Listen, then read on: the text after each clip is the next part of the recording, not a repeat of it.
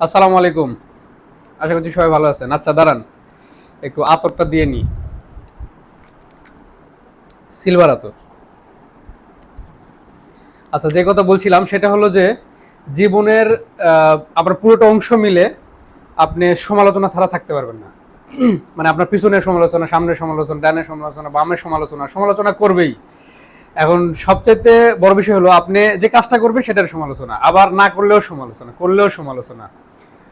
এখন মজার বিষয়টা হলো, একটা জিনিস খেয়াল করবেন, যারা সমালোচনা করতেছে তারা কিন্তু আপনাকে সবচেয়ে বেশি ফলো করে।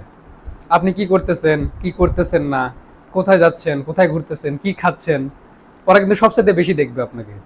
এটা সবচেয়ে ইন্টারেস্টিং বিষয়। মানে যে কাজটা সে পছন্দ করতেছে না, সেই কাজটা সে বেশি বেশি দেখতেছে। এটা সবচেয়ে বড় ব্যাপার। এখন বিষয় হলো, সমালোচনাটা কেন করতে হবে ভাই? যে যার স্বাধীনতার মতো চলুক না। একটা কথা মনে রাখবেন, যদি আপনার পার্সোনাল ইগোতে যদি কোনো বিষয় না লাগে, যদি আপনি যে ধর্মের অনুসারী সে ধর্মের ভাবমূর্তি যদি আঘাত না করে কেউ, তাহলে ভাই তার সমালোচনা করা, তার প্রতিবাদ করা তো দরকার নেই। যে যেটা করতে করুক, যার ব্যক্তি স্বাধীনতা আছে, সবার ব্যক্তি স্বাধীনতা আছে, যার যেটা ইচ্ছা হচ্ছে করুক, সমস্যা কি? যদি শরীয়তের ভিতর থেকে, শালীনতার ভিতর থেকে, বা সমাজের ক্ষতি না করে, বা দেখা যাচ্ছে যে মানুষের ক্ষতি না করে যদি কেউ একটা কাজ করে, করুক না, সমস্যা কি? এটার সমালোচনা কেন করতে হবে ভাই? তো একটা কথা মাথায় রাখবেন, নিজের মতো চলেন, নিজে কিছু একটা করেন।